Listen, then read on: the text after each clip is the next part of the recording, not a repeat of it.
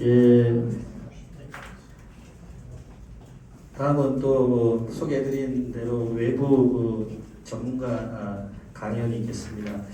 그 엠비전스에서 우리나라 어둠 속에 대한 잘 아시죠? 그 엠비전스에서 우리나라 접근성 아주 지대한 공헌을 하신 접근성 컨설턴트 김형섭 컨설턴트께서 말하는 AI를 넘어 행동하는 AI 에이전트 시대와 시각장애인의 새로운 경쟁력이라는 주제로 발표를 해주시겠습니다. 큰 박수 부탁드리겠습니다.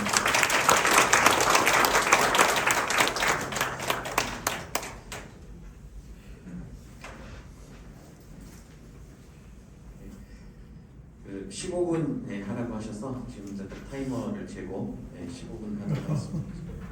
Slide 1. 예. 네, 이제 1초가 지나고 있고요. 안녕하세요. 저는 김영섭입니다.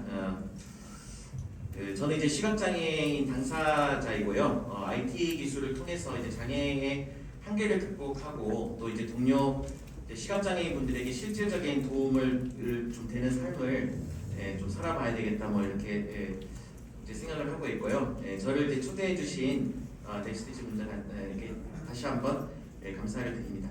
오늘 발표 제목은 이제 말하는 AI를 넘어서 행동하는 AI라는 이제 부분인데, 제가 사실 이 말주변이 그리 좋지 못해가지고 이론적인 어떤 설명을 잘 못하는데 다행히 순서를 잘 짜주셔가지고 박사님이 이렇게 앞에 좀 설명을 잘 해주셔서 다행이라고 생각하고, 제가 잘하는 거는 제 자랑은 아니고 제 경험을 이야기하는 겁니다. 그래서 뭐 단순한 경험이 아니라 이 경험을 통해서 어떤 시각 장애를 극복하는 부분에서 AI를 이렇게 사용할 수 있구나라는 부분을 좀 같이 나눠볼 수 있는 그런 시간을 이제 가지려고 하는 거고요.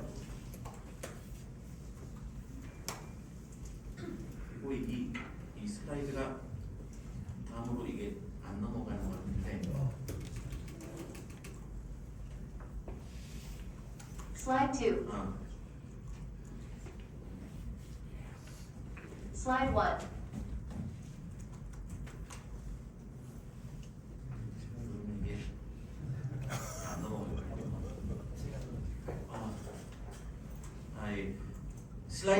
1. 슬라이드 2번으로 넘어가서 오늘 말씀드릴 순서는 뭐 그냥 대략 이제 대화하는 AI에서 행동하는 AI로의 어떤 변화라는 이제 저의 경험을 통해서 말씀을 드리고, 이것이 이제 시각 장애인에게 주는 실질적인 도움에 대해서 말씀을 드리고, 또 이제 제가 생각하는 AI 에이전트, 그 AI 비서라는 것은 어떤 것인가, 그리고 시각 장애인이 AI 에이전트를 잘 쓰기 위한 뭐 도전 과제와 마무리 이렇게 말씀을 드려보려고 합니다.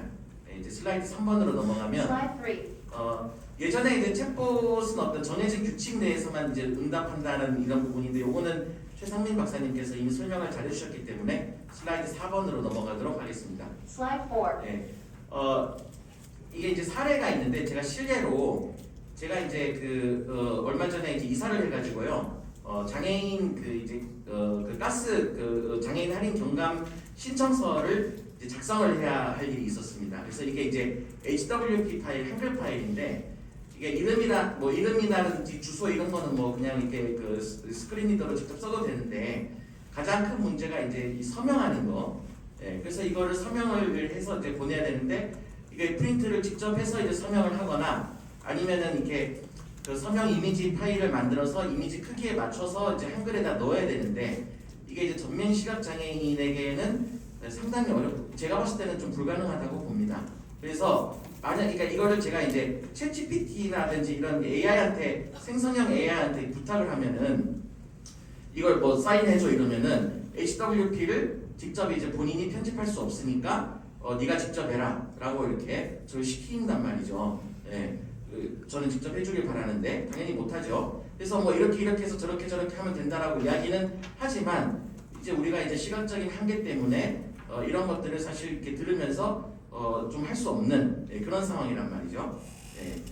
그다음 이제 다음 이제 슬라이드 5번으로 넘어가면, Slide 5. 근데 이제 이게 행동하는 AI가 이제 에이전트라는 말이 이제 여기서 이제 나옵니다. 그래서 제가 현재 AI는 이제 어떠냐면, 이제는 이제 행동을 이제 직접 합니다. 그래서 제가 이 가스 경감 신청서 HWP 파일이 작성을 필요하면 이걸 AI한테 직접 이제 제 컴퓨터에 있는 에이전트 AI한테 줘요. 그리고 맥락을 알려주고 이 한글 파일을 이제 주면은 AI가 이제 무엇을 어디에다 입력을 해야 되는지 스스로 파악을 하고 뭐 성명이라든지 주민번호라든지 주소 같은 것들을 AI가 이제 직접 이제 채워놓고 또 이제 이 서명 이미지 같은 경우도요. 제가 이 서명 이미지 파일을 갖다가 이제 주고 이거를 적절한 칸에다가 이제 삽입을 해라 이렇게 하니까 이제 삽입을 하고 얘가 이제 검증을 합니다. 그래서 동료 AI, 그 디자이너 AI라고 제가 이름을 붙여놨는데 그래서 디자이너한테 검수를 받고 한 번은 실패를 해가지고 다시 이제 수정을 하고 저한테 이제 파일을 넘겨주는 이제 그런 식으로 이제 해당 신청서를 작성을 했고요. 그래서 이제 슬라이드 6으로 넘어가면은 그래서 이제 AI가 이제 단순한 이제 답변자가 아닌 거죠. 그래서 제 비서로서 이제 행동을 하는 거고, 그래서 이제 이 개인정보 동의 뭐 체크박스라든지 이런 것도 우리가 이렇게 뭐 할 수는 있죠 당연히 못 한다는 건 아니나 스크린 리더로 그 특수 문자 같은 거 다 찾아가지고 이렇게 붙이고 이런 게 어려운데 이런 부분들을 다 이제 얘가 다 이제 체크도 해서 이제 주는 거고요. 그래서 예전에는 다른 사람의 도움을 좀 받아야 됐다면 이제는 도움이 하나도 없이도 신청서를 작성을 할 수 있었다. 그래서 이것이 바로 어떤 시각장애인 정말 나한테 필요한 게 에이전트여야 되잖아요. 이게 거창한 게 아니라 그래서 그런 에이전트의 경험을 좀 말씀을 드리고요. 슬라이드 7번으로 넘어가면 이거 이제 이번에도 이제 이렇게 이제 AI가 마치면 제가 이제 시각장애인이니까 이게 제가 다른 AI한테 이제 그 캡처한 파일을 줍니다. 그래서 이게 이제 문제가 없이 작성이 됐는지 이제 검증도 이제 받아보고 뭐 이런 식으로 이제 해서 여러 가지 이제 신청서 같은 것들을 지금까지 상당히 많이 제출하고 뭐 한글 문서라든지 이런 것도 최근에는 이제 비장애인 분의 도움 없이도 작성을 하고 있습니다. 제 자랑이 아니고 이렇게 할 수 있다라는 사례를 말씀드리는 거고요. 슬라이드 8번으로 넘어가면은 제가 그 최근에는 그 지하철 환승할 때 이 그 가장 그 빠른 칸 있잖아요. 몇 다시 몇 칸 그에서 내리면 그 빨리 갈아타는 거. 그래서 그거를 바로 알려주는 그 기능을 좀 만들고 싶었어요. 물론 지도를 통해서 할 수 있는데 우리가 이제 걸어가면서 뭐 일일이 이렇게 게다가 또 엄청 더워가지고 막 35도 넘고 땀도 뻘뻘 흘리고 이러는데 그때 이제 핸드폰 지문 인식하면 막 지문 그 해제도 잘 안 돼요. 이게 땀이 많이 묻어가지고. 그래서 그런 경우에 이거를 좀 이렇게 좀 쉽게 좀 할 수 있도록 그냥 채팅으로 야 나 지금 뭐 예를 들어서 뭐 수서역 쪽으로 갈 건데 몇 다시 몇에서 타야지 뭐 거기서 분당선으로 갈아타냐 뭐 이렇게 물어보면은 몇 다시 몇 칸에서 타면 된다 이런 걸 알려줄 수 있는 거를 좀 만들고 싶었단 말이죠. 그래서 그걸 하려면은 이제 지하철 데이터들을 어서 다 가져와야 되잖아요. 저한테 뭐 엄청 많은 지하철 데이터가 다 있는 게 아니니까. 그래서 이제 이런 것들을 다 이제 가져오려면 인증키라는 걸 신청을 해야 돼요. 홈페이지에서. 근데 이것도 이제 스크린 리더로 우리가 잘 들어가보지 않는 홈페이지에 들어가면은 들어가가지고 뭐 메뉴가 어디 있고 본문이 어디 있고 이런 거 찾는 게 좀 귀찮잖아요. 그래서 이런 것도 만약에 처음에는 이제 채팅하는 AI한테 야 이거 좀 해줘라 그러면 또 막 설명만 한단 말이죠. 죄송합니다. 저는 뭐 그걸 할 수 없지만 뭐 제가 어떻게 하는지 알려드릴게요. 그러면 전 속으로 야 그런 거 필요 없어라고 이제 얘기를 하게 되는 건데 슬라이드 이제 9번으로 넘어가면 근데 이제 AI가 이제 이것도 직접 이제 브라우저를 이제 제어해가지고 이제 신청 페이지까지 이제 이동을 해주고 그리고 이제 저한테 어떤 거를 입력을 해야 된다. 뭐 어떤 폼이 어떤 식으로 돼 있다라는 거를 알려주니까 이제 역시나 이제 굉장히 많은 도움을 이제 얻을 수가 있는 겁니다. 그리고 이제 다음으로 이제 슬라이드 10번으로 넘어가면요. 뭐 많은 사례들이 있는데 이제 개인적으로 또 이제 AI를 어떻게 이제 통해서 쓸 수가 이제 시각 장애를 극복하는 이제 부분들인데요.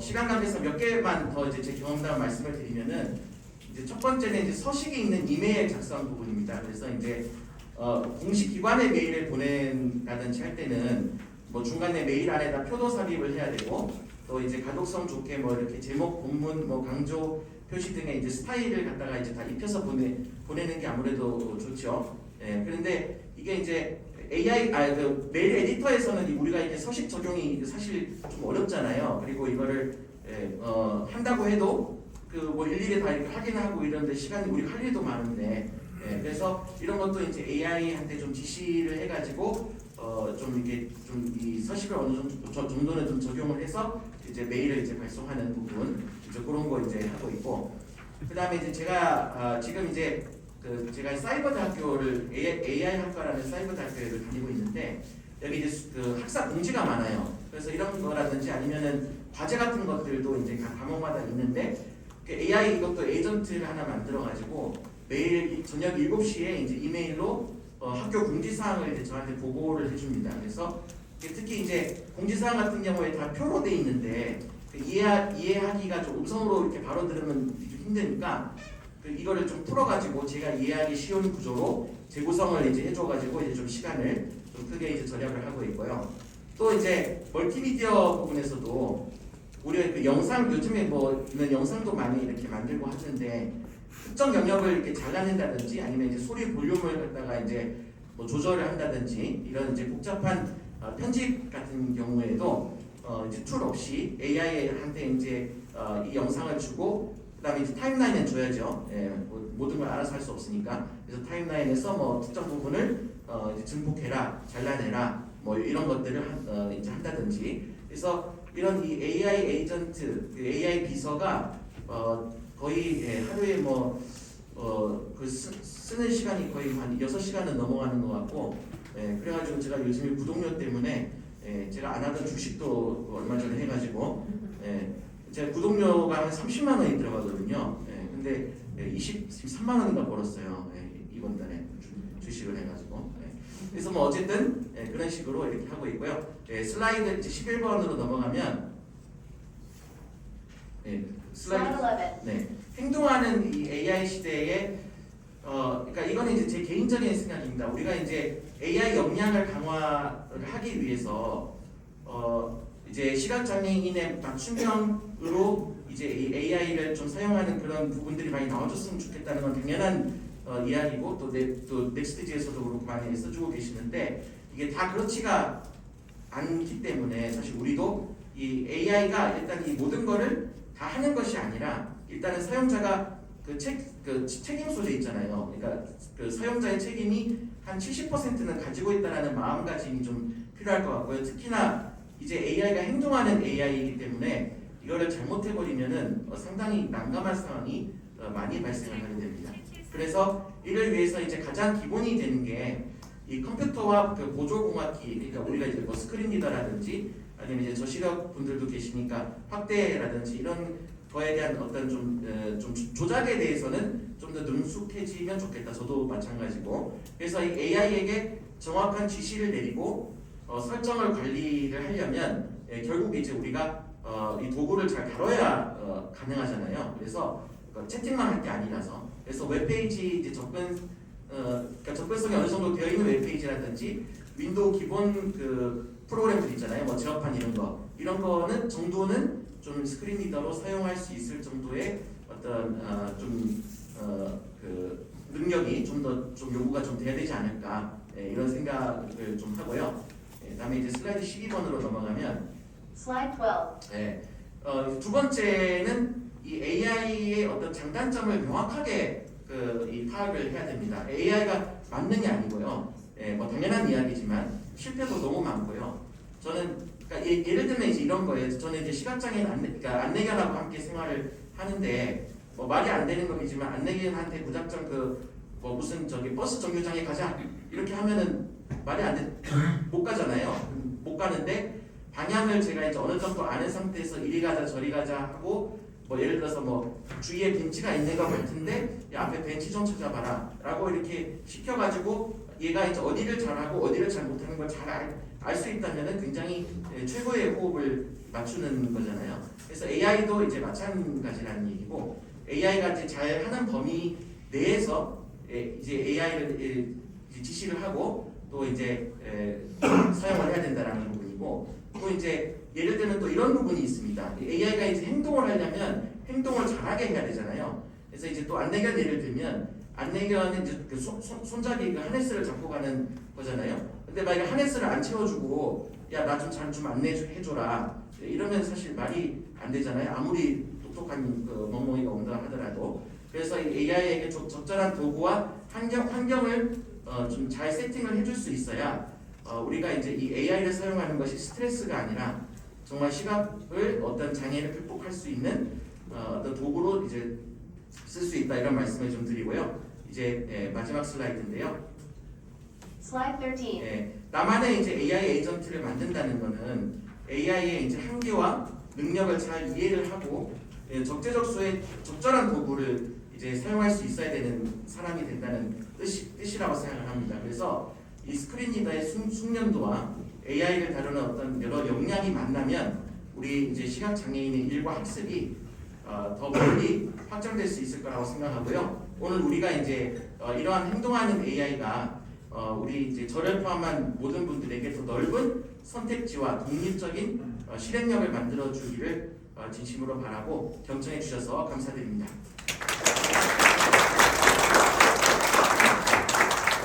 15분 12초에 끝냈습니다. 예, 저기 박수 주셨는데 그럼 간단하게 질의응답 받아보고 그다음에 이제 답변 드리고 다시 이제 보내드리도록 하겠습니다. 질문 주십시오. 여기 이 선생님. 네,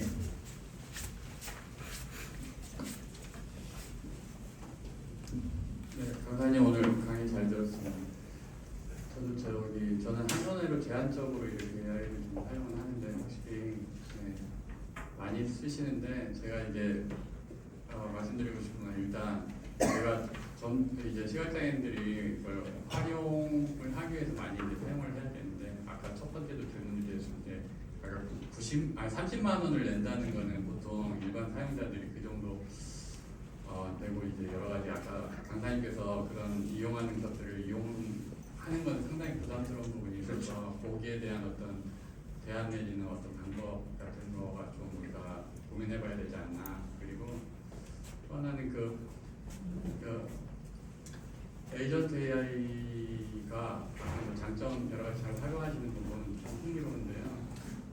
근데 이게 보안 문제나 아까 단점 상당히 난감한 그런 상황이라고 하는 큰 게 이런 것들 사실 우려스러운 게 있거든요. 그래서 하시면서 지금 이제 좋은 긍정적인 이게 활성화 방안을 이제 우리가 이야기를 나눠야 되니까 그런 여러 가지 긍정적인 것들을 많이 말씀하시고 뒤에 이제 후반부에 이제 우려되는 것을 일부 말씀하셨는데 무엇보다도 에이전트 AI는 아직 이제 시도하는 단계 여러 가지 많이 이제 쓰는 단계인데 여기서 위험성이라는 건 사실 잘못하다가는 큰 낭패를 볼 수도 있는 그런 부분이어서 그런 것들에 대해서는 우려 같은 건 어떻게 어디든지 일단 그 두 가지 보완하고 비용. 예. 네. 일단은 그 첫 번째로 그 비용에 대한 부분은 사실 저도 너무 일단 힘들고 근데 그 아까 전에 그 말씀 나눈 것처럼 AI 바우처 같은 게 있거나 이렇게 해서 진짜 근데 AI가 구독료가 어쨌든 굉장히 비싸고 그리고 이게 사실 이게 그 AI가 진짜 이렇게 정밀하게 시키기 위해서는 AI가 되게 사람 같거든요. 그래서 한 번에 일을 다 잘 처리를 못합니다. 딱 일단 당연히 보안이라든지 이런 것도 문제지만은 한 번에 잘 못합니다. 그래서 한 여러 번 이제 검증을 시키고 다시 수정하게 하고 이렇게 하게 하는데 이런 것들이 다 비용이란 말이죠. 한 번 얘가 이렇게 그 말을 하고 제 말을 받고 다시 이제 말을 내뱉고 이런 것들이 다 비용이기 때문에 사실 이제 이런 AI의 어떤 그 기업들 그러니까 AI를 직접 만드는 기업이라든지 이런 부분 이런 기업에서도 이제 좀 이런 장애인 입장에서도 AI가 이렇게 도움이 되고 한데 이런 부분들을 좀 더 반영해줘야 된다라는 어필을 좀 계속 해야 될 것 같고요. 그리고 어떤 아까 이제 말씀드린 정부 바우처라든지 이런 부분들도 좀 같이 논의가 되면은 그래서 일단은 이제 우리나라 AI가 좀 더 발전하면 근데 이제 그런 부분들이 좀 비용 부분들이 많이 좀 해소될 수도 있지 않을까라는 생각을 해봅니다. 지금 다 해외 걸 많이 쓰고 있다 보니까 그런 부분들이 좀 더 심한 것 같다는 생각이고요. 그 다음에 이제 이 뭐 보안 그 관련해서는 뭐 사실 아무리 이야기를 해도 이제 이게 지나침이 없고요. 이게 사실은 이게 잘못하면 AI가 진짜 제 컴퓨터에서 일을 하다 보니까 잘못하면 제 파일들을 다 지워버릴 수도 있거든요. 예, 그만큼 이제 상당히 이제 낭패가 될 수가 있고 그리고 이제 이제 내 자료들 이런 것들이 얘가 뭐 의도적으로 한 게 아니지만 대충 이렇게 하다 보면은 그런 것들이 다 외부로 이렇게 정보들이 새어나갈 수도 있고 이러기 때문에 이런 부분들은 보통 이제 설계, 그러니까 얘랑 같이 일을 할 때 우리도 보통 사람하고 만약에 특정 회사에서 일을 하게 되면 그 보안 수칙 같은 것들을 항상 이렇게 그 숙지를 하게 하잖아요. 그건 당연한 거고 듣기 싫어도 10번 20번 얘기를 하지 않습니까? 그래서 그거를 AI하고 할 때도 사람하고 한다 생각하고 어떻게 얘한테 그런 보안들을 내가 우려하는 것들을 최대한 실수를 안 할 수 있게 할 수 있을지에 대한 그런 고민과 어떤 그런 설정들이 계속 필요할 것 같습니다. 예, 그 좋은 질문, 좋은 답변 뭐 좋고요. 좀 이따가 그 선생님께서 질문 주신 거에 대해서 저희가 조금 보완 설명할 수 있는 그런 기회가 있을 것 같은데 지금 뒤 세션들이 좀 밀리고 있으니까 우리 김영석 컨설턴트 발표는 여기에서 이제 좀 정리를 하고요. 추가 질문이 있으면 마지막에 또 다시 공통으로 질의응답을 하도록 하겠습니다. 수고해 주신 김영석 컨설턴트의 박수 부탁드리겠습니다.